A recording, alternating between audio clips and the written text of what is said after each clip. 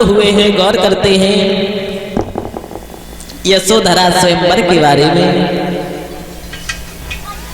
और हमारे इसी शाक्य वंश में अनेकों अनेक सामंत हुए हैं, अनेकों अनेक महाराज हुए हैं, जो कि कल हम आप लोगों को बता रहे थे। कैसी हमारे शाक्य वंश में कोल्य राज्य में एक महाराज और हुए हैं जिनका नाम है दंडपाण। और प्रमाण ये भी मुझे मिला है कि दंडपाण जो थे वो महाराज सिद्धोदन के सेनापति, बड़े ही अच्छे महाराज हैं भाइयों, ऐसा ही नहीं।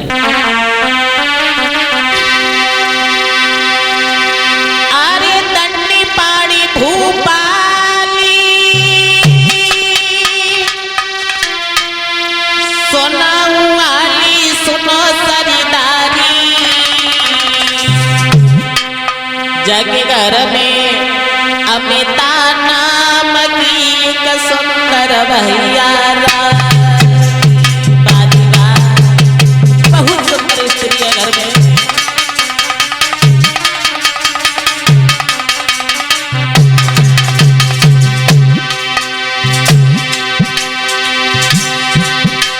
बहुत सुंदर महाराज हुए जिनका नाम है दंडपाण।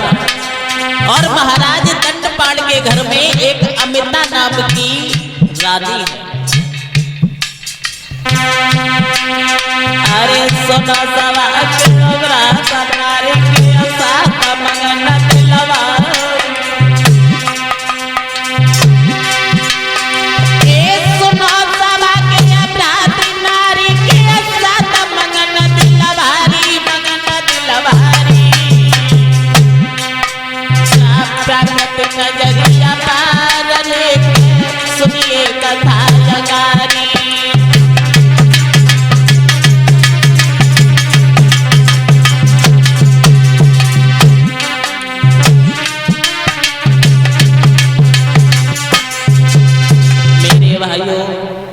कोल्यगढ़ राज्य के रहने वाले थे महाराज दंडपाण। और इनकी रानी का नाम है अमिता। बड़े ही सुंदर महाराज हुए हैं।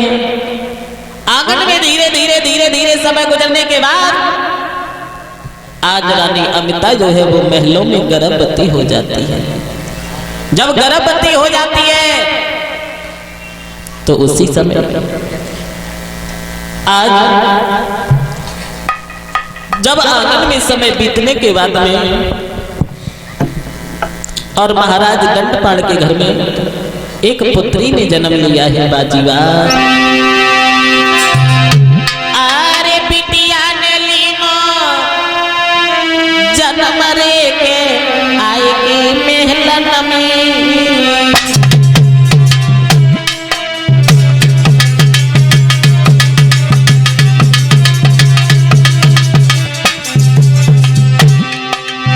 समय घर में महाराज के रानी के गर्भ से एक लड़की ने जन्म लिया है। आंगन में खुशियां मनाई जाने लगी हैं। बिटिया ने लीनो जन्म रे आए के मेलन में, पूरी बाई समय पे ज्योति आए गए आंगन में।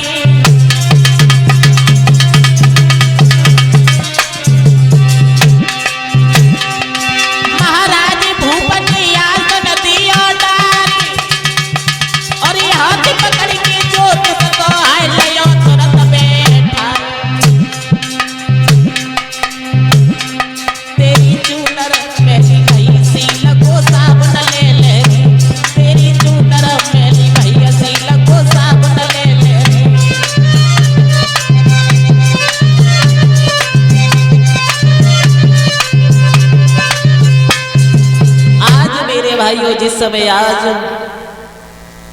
महाराज दंडपाण के घर में जिस समय आज एक पुत्री ने जन्म लिया है, आंगन में बधाइयां बज रही है, सखियां मंगला गीत गा रही हैं, महाराज आंगन में दाल लौटा रहे हैं। तब तक आज ज्योतिषियों का आगमन हुआ है। आज महाराज दंडपाण ने ज्योतिषियों को बिठा दिया। आइए भगवान, जवाब दिया है उसी समय महाराज दंडपाण ने कि हमारे घर में एक पुत्री ने जन्म लिया है, उसका नाम रख दो। जवाब दिया है ठीक है। तो आज उसी समय मेरे धर्म प्रेमियों याद रखना, आज उसी समय उन ज्योतिषियों ने जवाब दिया है और महाराज दंडपाण जो है अपनी पुत्री का नामकरण करवा रही है। तो आज उसी समय ज्योतिषियों ने क्या जवाब दिया है महाराज?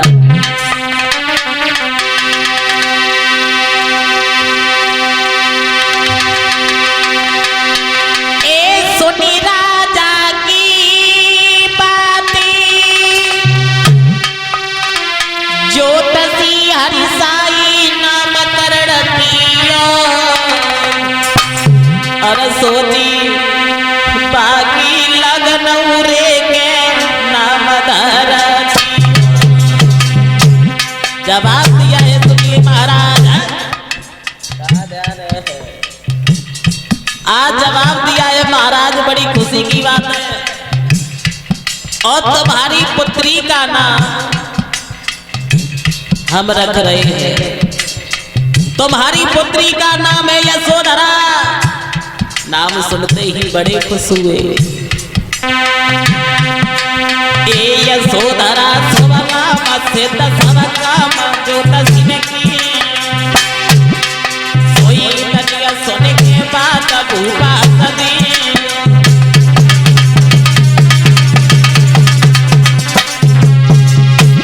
पलकिया नहीं तेरा लगाई है चले बेटी लागा लगा।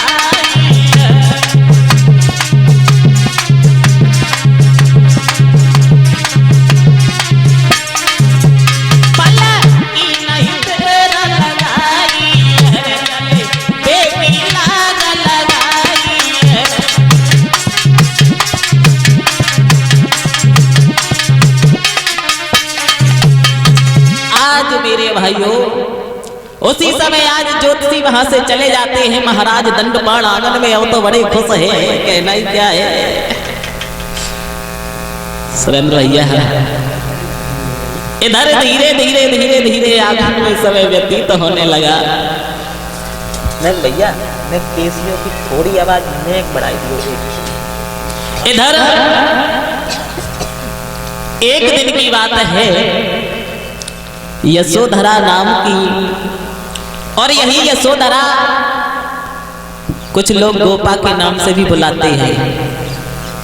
तो याद रखना मेरे धर्म प्रेमियों, इधर यशोधरा धीरे धीरे आंगन में कुछ बड़ी होने लगी है। इधर एक दिन की बात है कि रानी अमिता ने देखा है कि बाजी वाह हमारी पुत्री अब तो शादी के योग्य हो गई है।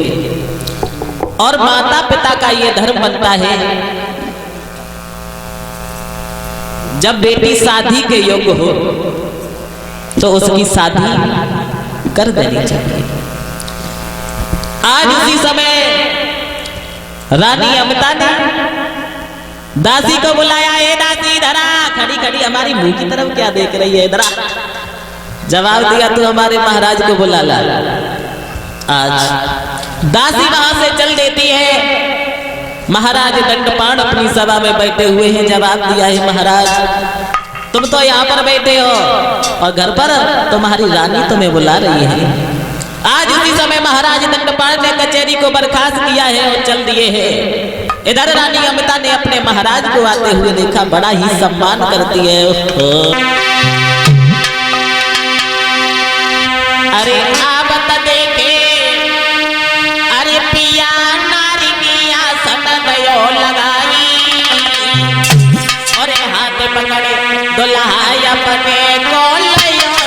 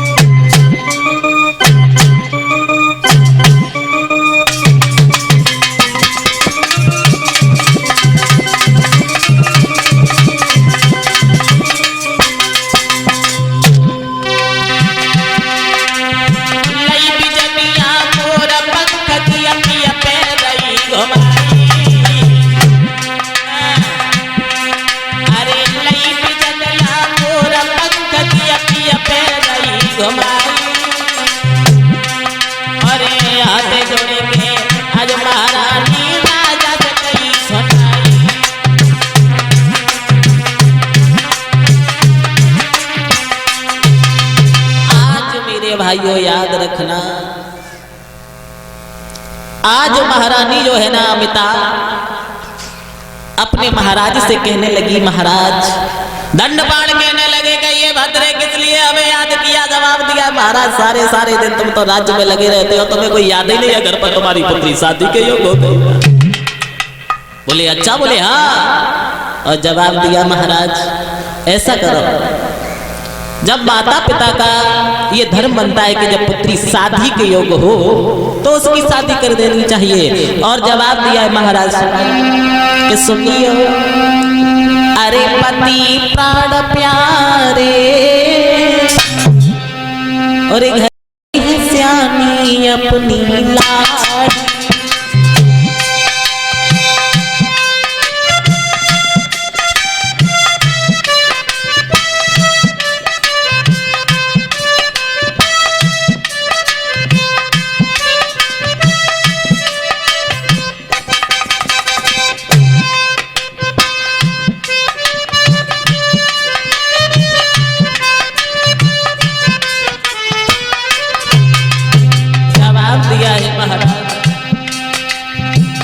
घर में तुम्हारी पुत्री जो है वो शादी के योग हो गई है। और बोली, सुनियो पति प्राण प्यारे, घर में है श्यामी अपनी लाड़ी।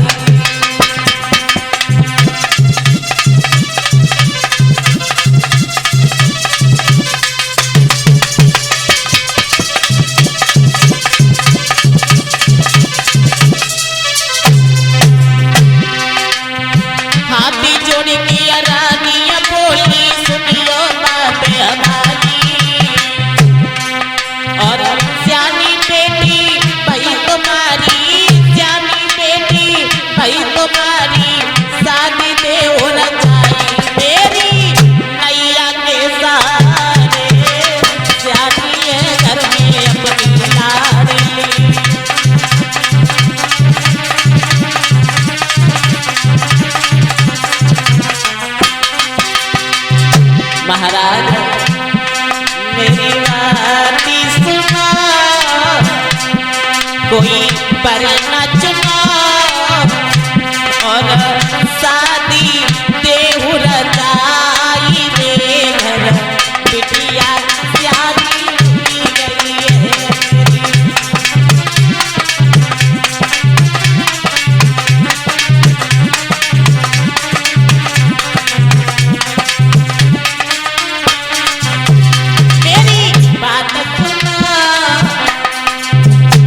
कोई पर न चुना और शादी देहु रचाई रे, घर बिटिया श्यामी हुई गई।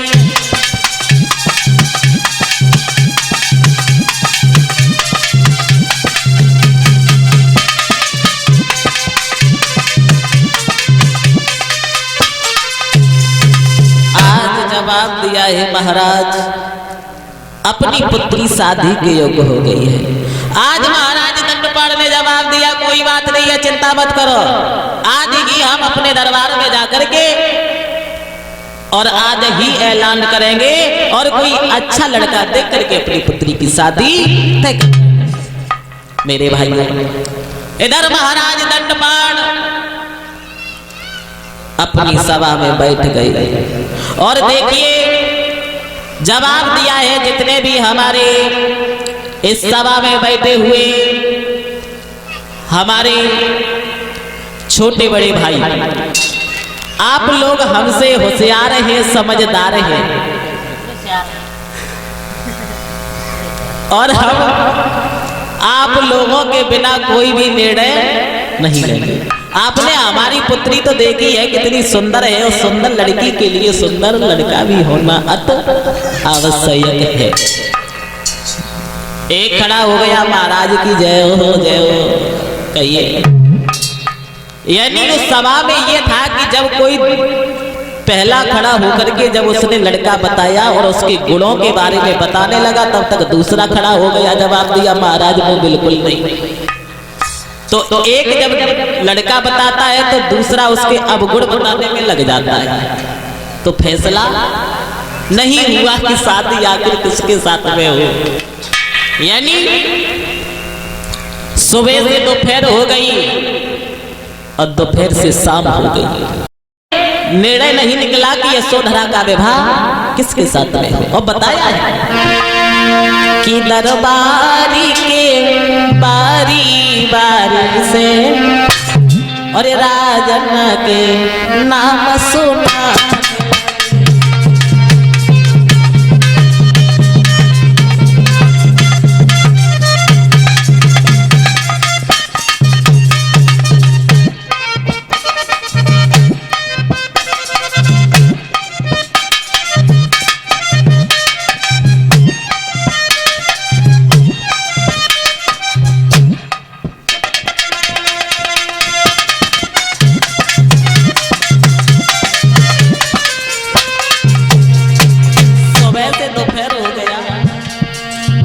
और दोपहर से शाम हो गई, आखिर ये फैसला नहीं हुआ कि यशोधरा का विवाह किसके साथ में।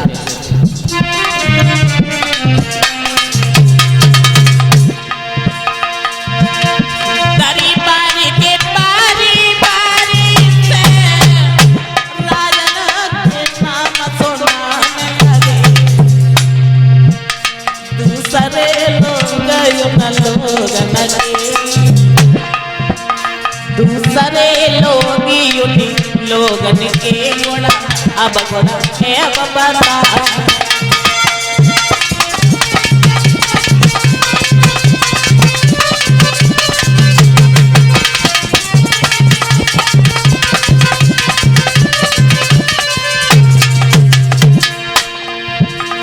जब एक एक करके सभी खड़े हो जाते हैं और बताया है हमारे गुरुदेव जी ने,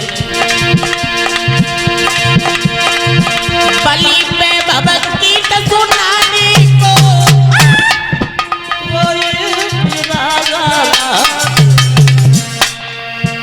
घंटों तक चर्चा छिड़ी रही,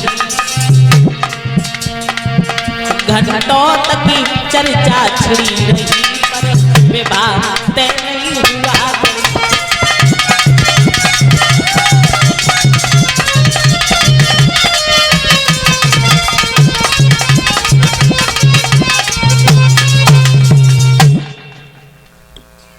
आज इधर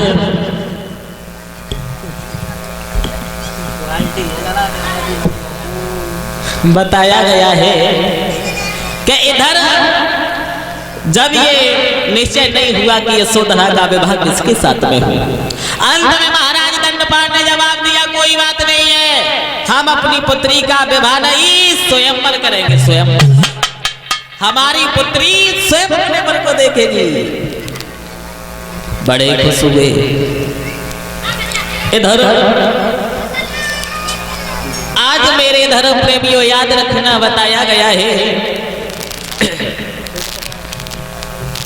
इधर हर जगह महाराज दंडपाण ने खबर भेज दी गई कि महाराज दंडपाण जो है वो अपनी पुत्री यशोधरा का स्वयंवर कर रहे हैं। स्वयंवर, और पहले हमारा ये देश भारत 16 गणराज्यों में विभाजित था। उसमें से एक राज्य और आता है जिस राज्य का नाम था कपिलवस्तु। अंत में यह खबर महाराज सिद्धोदन को मिली कि हमारा सेनापति जो दंडपाण है वो अपनी पुत्री का स्वयंवर कर रहा है। सिद्धोदन अपने मन में विचार कर रहे हैं कि आखिर क्यों ना हम अपने पुत्र सिद्धार्थ का विवाह कर दें, तो हो सकता है हमारा पुत्र घर बार छोड़ करके वैराग्य धारण नहीं करेगा। क्योंकि महाराज सिद्धोदन को उसी समय जिस समय असित ऋषि ने यह बात कही थी कि महाराज या तो तुम्हारा पुत्र चक्रवर्ती सम्राट बनेगा और या तो तुम्हारा पुत्र जब संसार के दुखों को देख लेगा तो तुम्हारा पुत्र घर बार छोड़ करके वैराग्य धारण कर लेगा। उसी दिन से महाराज सिद्धोदन के यहाँ पर खुशियों की जगह पर दुख का पहाड़ टूट पड़ा था। आज महाराज सिद्धोदन को ये चिंता लगी हुई है मेरे भाइयों कि मन में ये चिंता लागी भई, महाराज सिद्धोदन को कि मन में ये चिंता लागी भई, ओरी बेटा को लियो हर बुलाई।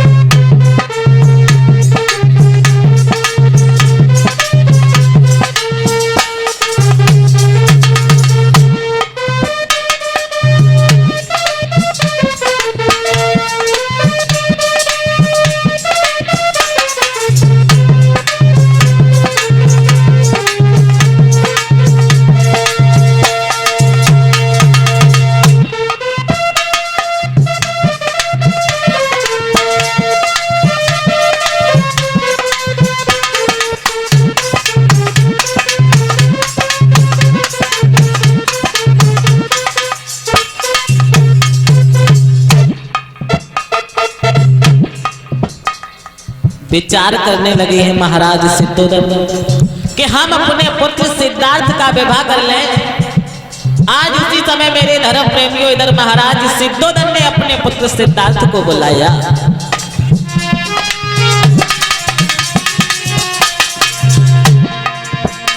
मन में चिंता लागी भई, बेटा को लियो बुलाई, चौथे पन में कनके मेरे लाल बुढ़ापो गवाई।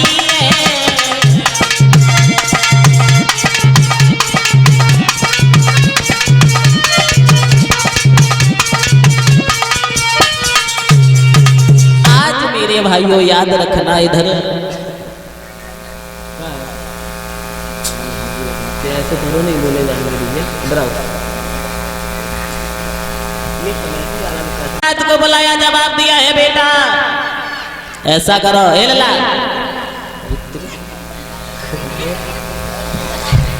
जवाब दिया है बेटा दंडपाण जो है वो अपनी पुत्री का स्वयंवर कर रहा है, और तुम ऐसा करो हमारा ये मन है कि आप स्वयंवर में चले जाओ।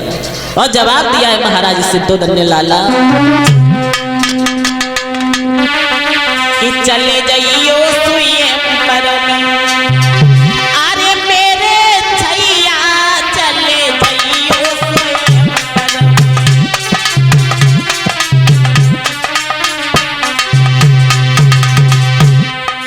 अपने बेटा को बुलाया, सिद्धार्थ से जवाब दिया है बेटा चले जाओ, चले जाओ लाला, चले जाइयो स्वयंवर, चले जाइयो स्वयंवर में, मेरे छैया चले जाइयो स्वयंवर।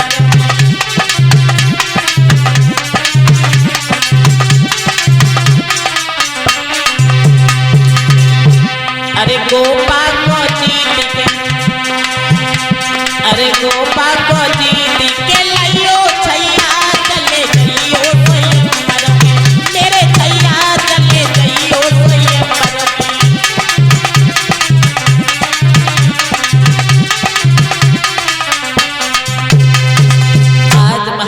सिद्धोदन ने जवाब दिया है बेटा आप चले जाओ स्वयंवर में। मेरे धर्म प्रेमियों याद रखना, आज राजकुमार सिद्धार्थ ने जिस समय सुना है,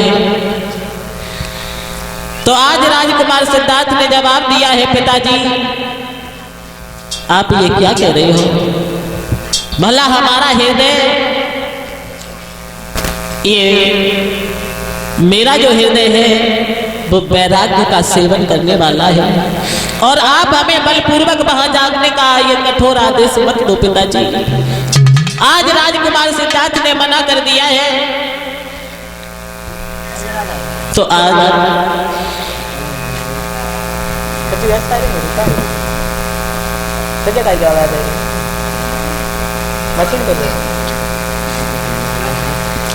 मेरे भाइयों उसी समय महाराज सिद्धोधन ने जवाब दिया है, बेटा सिद्धार्थ तुम्हें नहीं पता है बेटा। और बोले हैं महाराज सिद्धोधन, लाला अपनी ये कुल की रीत है बेटा। और महाराज सिद्धोधन ने क्या जवाब दिया है राजकुमार सिद्धार्थ कि पालहु रीति कपिल कुल केरी पर बहु पूति ललती लघु मेरी।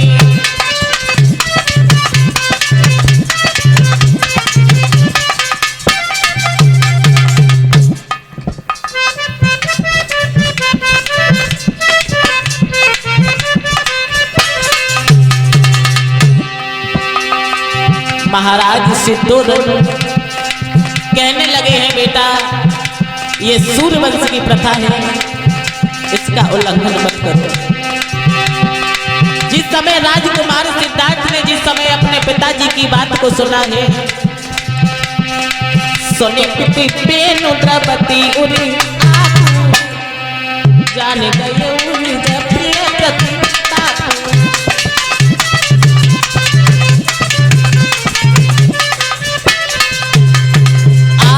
समय अपने पिताजी को देखा है राजकुमार सिद्धार्थ ने, मन में विचार करने लगे, इसका मतलब है कि हमारे पिताजी बहुत दुखी हैं। आज उसी समय राजकुमार सिद्धार्थ अपने मन में दुखी होकर के चल दिए हैं स्वयंवर के लिए। मेरे भाइयों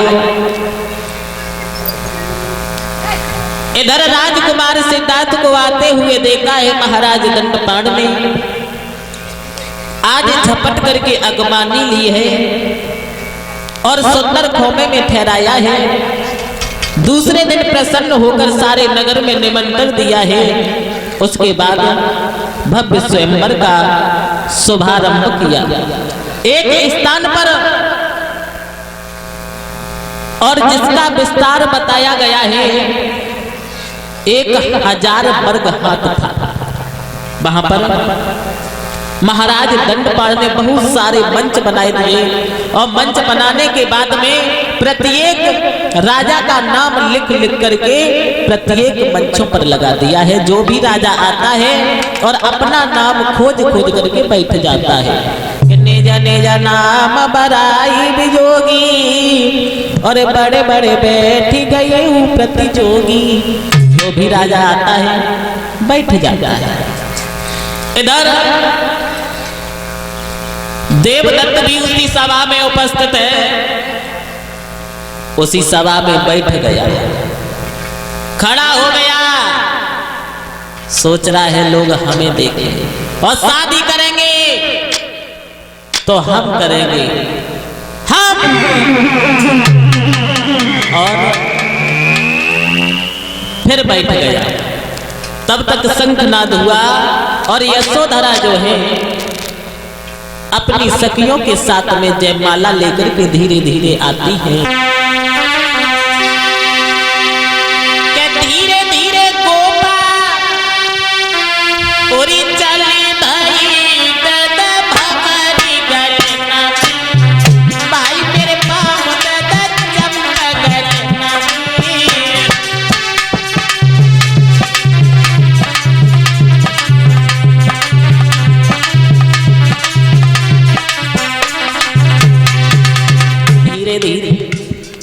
धीरे धीरे और कितनी धीरे है।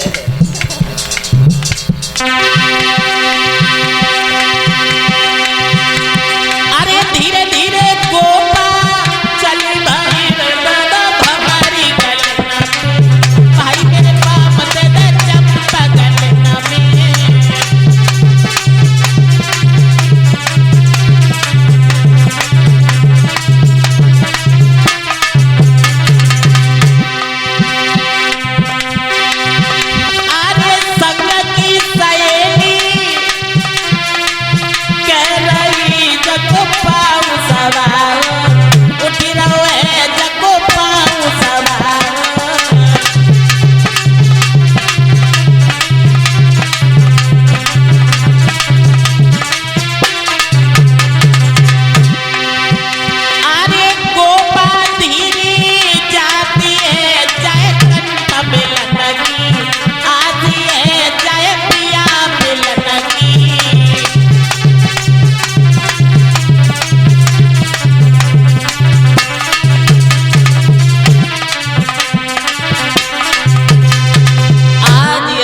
महाराज इस समय आज मेरे भाइयों जयमाला लेकर के आती हैं और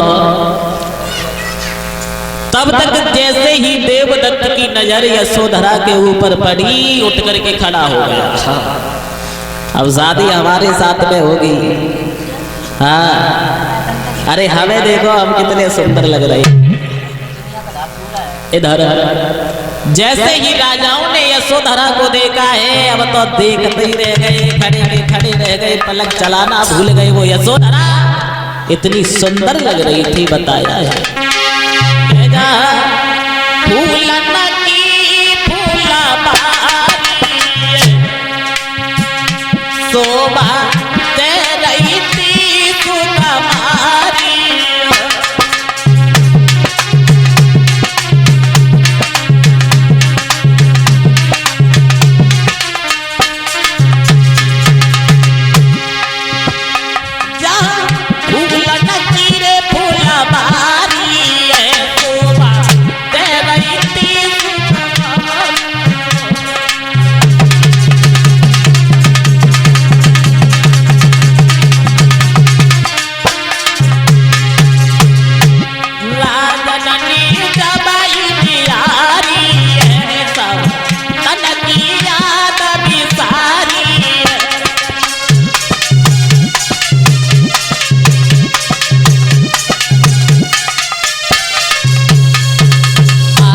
समय यशोधरा को देखा है, देखते ही रह गए, खड़े रह गए, पलक चलाना भूल गए।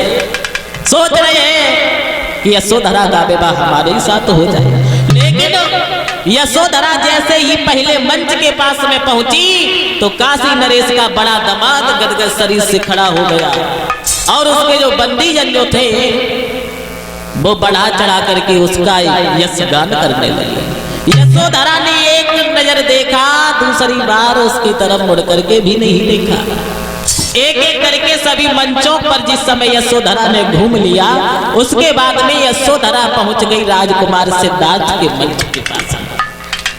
आज राजकुमार सिद्धार्थ खड़े होकर के यशोधरा को प्रणाम किया। प्रणाम करने के बाद में बैठ गए। जैसे ही यशोधरा ने राजकुमार सिद्धार्थ को देखा, आज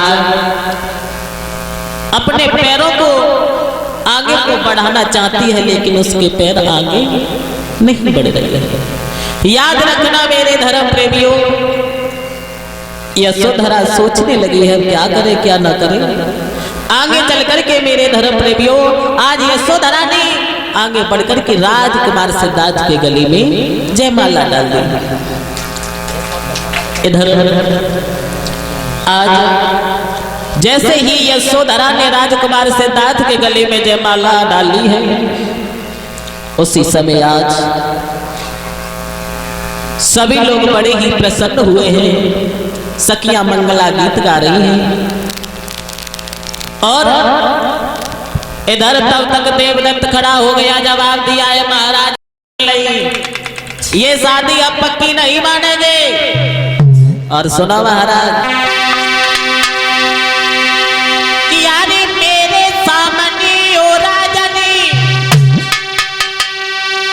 समझ गए हो? और ये चाले नहीं चल पाएंगी और ये शादी पक्की होगी तो तलवारें चल जाएंगी।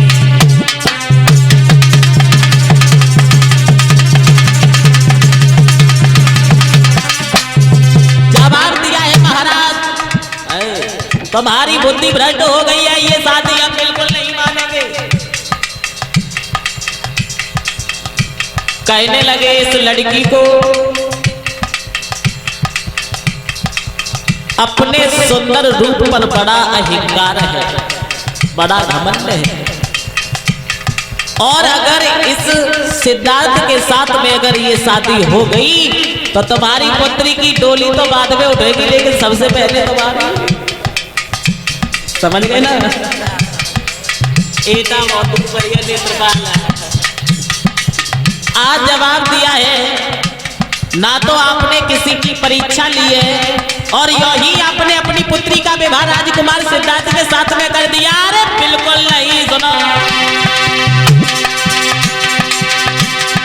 अरे भूल भैया जो राज में तुमने साथ नहीं कराए, और जो शादी चाहते हुए जाते आंगन बहेगा कन्या।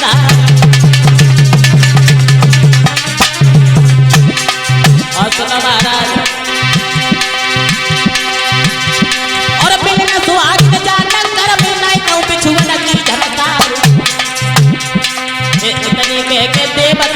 बैठो अपनी जगह पे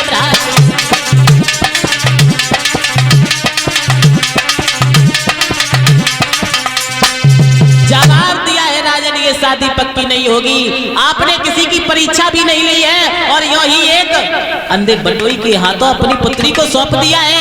हम लोग यहाँ पर क्या करने आए थे महाराज? हम भेड़े चराने आए। जवाब दिया है महाराज, ये शादी हम बिल्कुल मंजूर नहीं करेंगे। जितने भी राजागण बैठे थे जवाब दिया, मूर्खों बैठे बैठे क्या हमारी शकल को देख रहे हो? इस सिद्धार्थ को मार दो और यशोधरा को जबरदस्ती छीन लो, ले चलो यहाँ से। दंडपाण ने अपने मन में विचार किया है, अब क्या करें, क्या करें? आज मेरे धर्म प्रेमियों, महाराज दंडपाण कुछ नहीं बोल पा रही है। तब तक आज रिश्तेदारों ने आपस में सलाह की है और बताया है भाइयों, अपना अपना विचार विमर्श करके महाराज दंडपाण से जवाब दिया है। महाराज एक बात हमारी सुनो। और क्या बोले?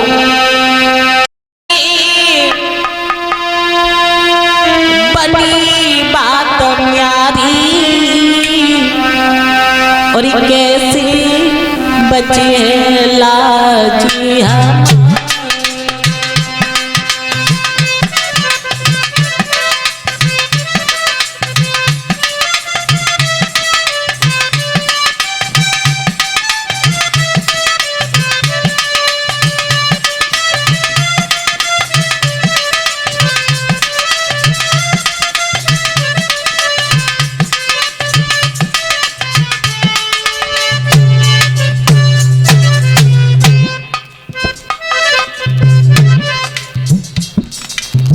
आज महाराज दंडपाण अपने मन में विचार कर रहे हैं, भला हमारी ये इज्जत कैसे बचेगी।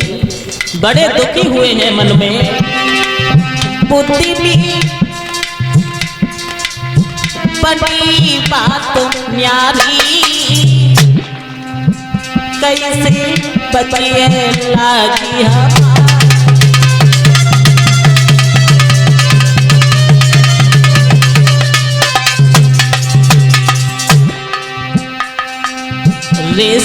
रिश्तेदारन ने बाती बिचारी,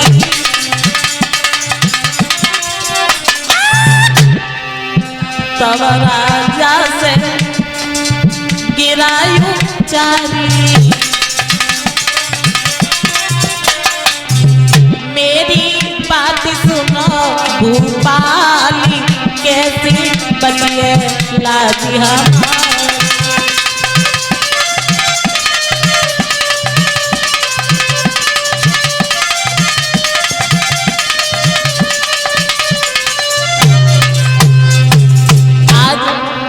सभी रिश्तेदारों ने आपस में विचार विमर्श किया है और महाराज दंडपाण से जवाब दिया है। महाराज एक शर्त रखी जाए और एक परीक्षा ली जाए। बोले किसकी? तो जवाब दिया, सुनो महाराज, जो लक्ष्य वेद में सफल हुई जाई, बाई तीजो गोपी भाई।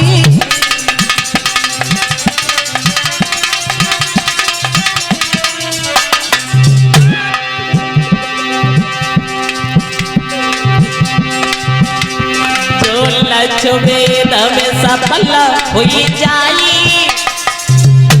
पाई तीजो गोपी भाई। सारी चिंता मिटे तुम्हारी, कैसी बचिए लाज हमारी।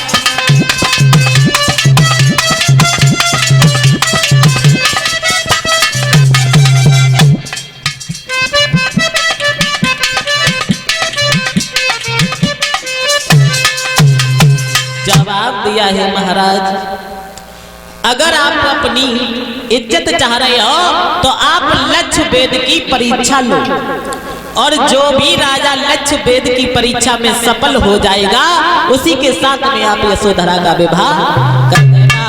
तो कैसी रही भैया?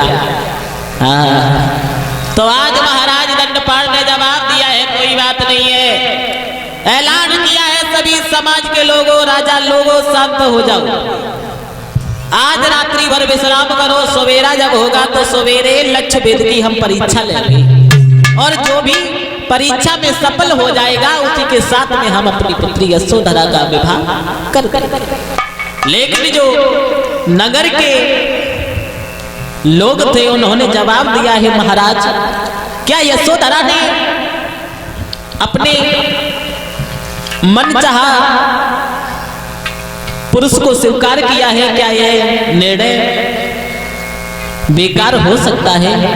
जवाब दिया ऐसा कुछ नहीं है।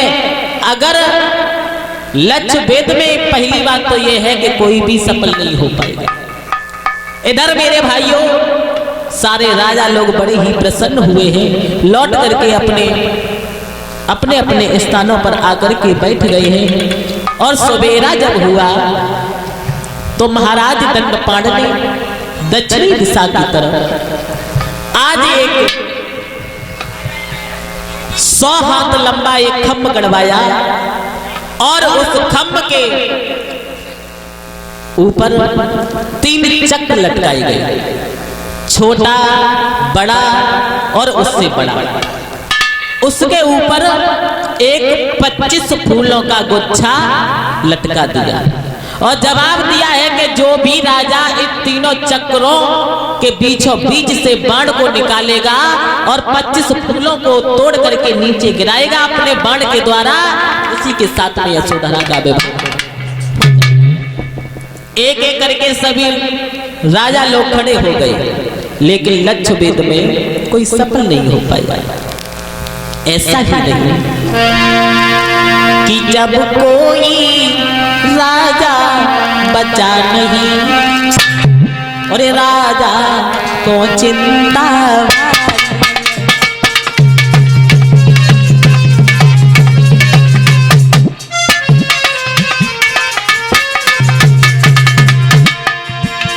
एक एक करके सभी राजा लोग खड़े हो जाते हैं और लक्ष्य वेद की परीक्षा देने लगे हैं।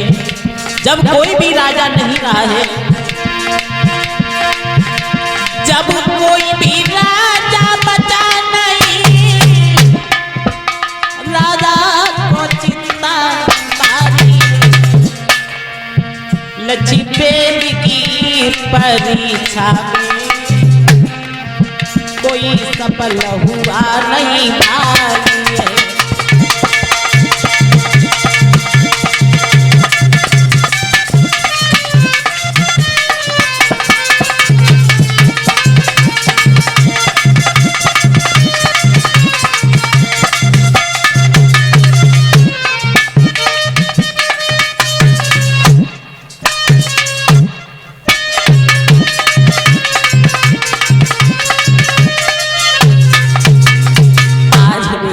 याद रखना, इधर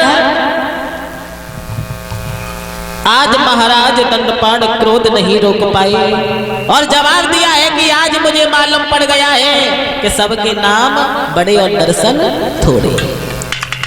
विचार किया है, इसका मतलब है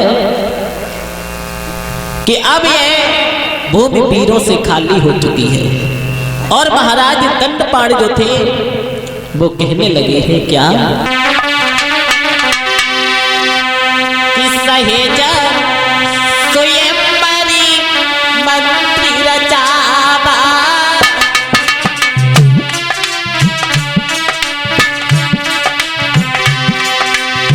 परेश कुमारी पुरुष नहीं भावा, माया के लाल नाभी झुकी झुकी मामी गौतम दया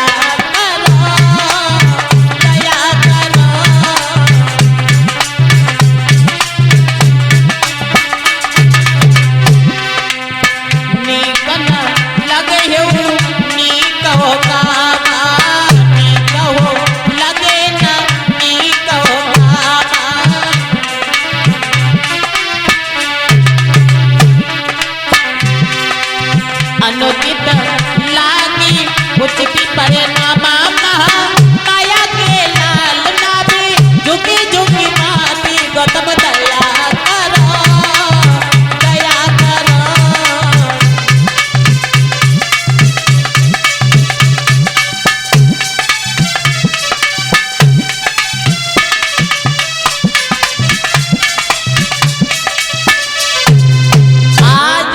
धर्म प्रेमियों, आज महाराज दंडपाल कहने लगे कि सहज स्वयंवरी मंत्री रचावा और बरेसी कुमारी पुरुष नहीं भावा।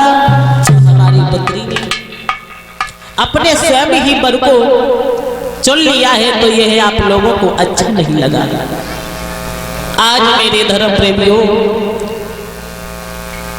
इधर महाराज दंडपाल कहने लगे क्या मेरी पुत्री ने अपने मनचाहा पुरुष का चुनाव कर लिया? यह शुभ कार्य भी लोगों को अच्छा नहीं लगा, उन्हें उचित परिणाम भी अनुचित जान पड़ा। जब हमारी कोई समझ में नहीं आया तब मैंने लक्ष्य भेद का परीक्षण किया और इसमें भी आप लोग सफल नहीं हो पाए।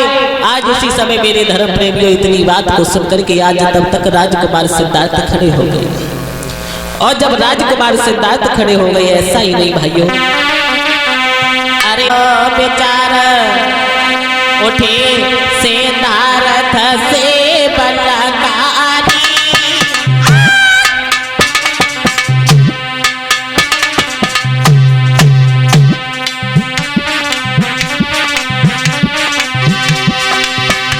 और लयो हाथ में धनुष सुनो सब सभा के नर नारी भैया।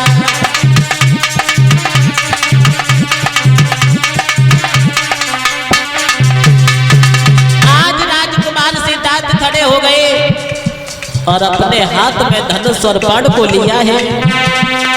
अरे बाण सिद्धार्थ ने तो चढ़ायो है और छोड़ो बाण चक्र में लागो सुनियो सब भाई है भैया।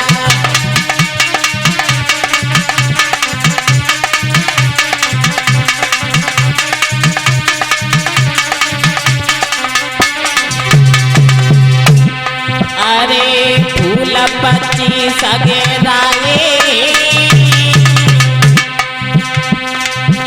और सभी लोग सभा में हुई जय जयकार भैया।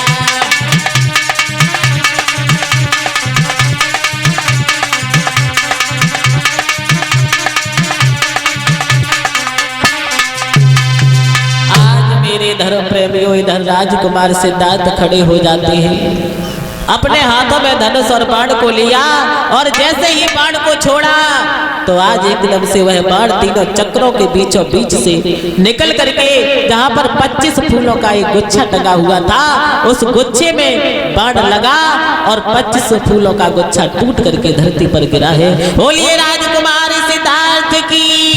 आज उसी समय मेरे भाइयों बड़ी ही धूमधाम से आज यशोधरा का विवाह राजकुमार सिद्धार्थ के साथ में होता है और बताया भी जाता है भाइयों कि पैदा हुई लाडली बाबुल उसने बना दिया। पढ़ा लिखा कर उसने बेटी को बड़ा किया, बड़े धूमधाम से अपनी बेटी का विवाह किया और डोली में बिठाते बिठाते बाबुल के मुख से निकला कि आज हमने गंगा नहा लिया। ऐसा हमारे भैया लोग कौन कौन कहते हैं? लड़की कोई पाप होती है भैया? यानी पैदा हुई लाडली जिसके घर में बिटिया ने जन्म लिया तो वो बबला तो बना ही गई भैया। पैदा हुई लाडली बाबुल उसने बना दिया, पढ़ा लिखा कर उसने बेटी को बड़ा किया, बड़े धूमधाम से अपनी बेटी का विवाह किया और डोली में बिठाते बिठाते बाबुल के मुख से निकला कि आज हमने गंगा नहा लिया। लड़की इसका मतलब है कि हमारे भैया लोग पाप समझते हैं। लड़की कोई पाप नहीं होती है। लड़की केवल एक जगह पाप है। किस जगह?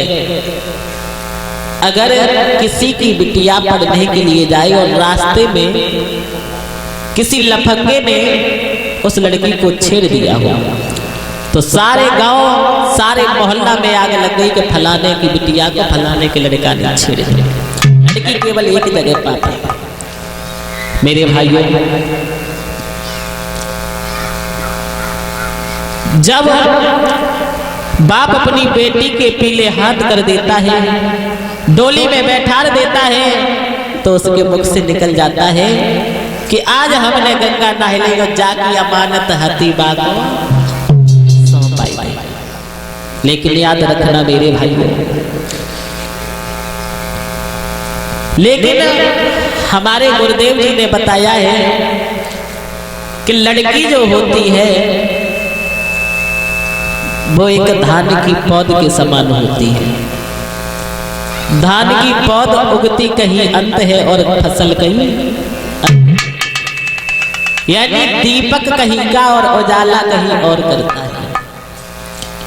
लेकिन मैं तो भगवान से यही आकांक्षा करता हूं कि काऊ के घर की सोन चिड़ैया दूसरे घर दासी बन के न जाए।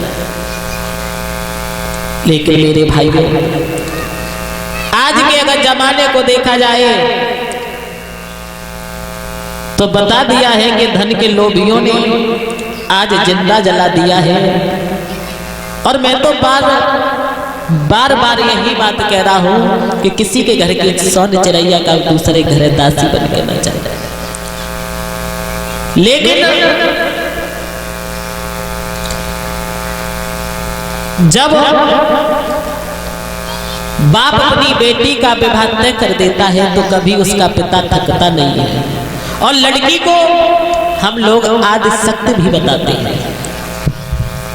जिस दिन से पिता अपनी पुत्री का विवाह तय कर देता है उस दिन से पिता भागना प्रारंभ हो जाता है। कभी थकता नहीं है पिता, भाग भाग करके सारे कामों को कर लेता है। और जैसे ही अपनी बेटी को डोली में बिठाया वैसे ही बाबुल धड़ाम सीना गिर जाता है, क्योंकि उसके घर में शक्ति बैठी हुई थी। इसलिए पिता कभी नहीं थकता है। और जैसे ही शक्ति घर से निकल गई तो उसकी शरीर की भी शक्ति निकल जाती है।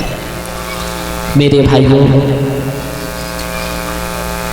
कोई भी लड़की असली खानदान की होगी कभी भी अपनी समझदारी से विवाह नहीं करेगी। लेकिन एक बात और बताते चले कि एक इनसे बहुत प्रेम करता है और बहुत घृणा भी करता है, बहुत झगड़ा भी करता है। और एक की हमारी बहनों से पूछिए, इनकी कभी जिंदगी में एक से कभी नहीं बनी, पता होगा किनसे नहीं बनी? बहनों की एक से कभी नहीं बनी। किससे? अपने भाई से। भाई से कभी नहीं बनी। यो ही झगड़ा होता रहता है। दोनों एक ही आंगन में बड़े हुए हैं खेल कूद करके, एक ही कोख से पैदा हुए हैं। लेकिन भाई की अर्थी कहीं अंत जलती है और बहन की अर्थी कहीं अंत जलती है।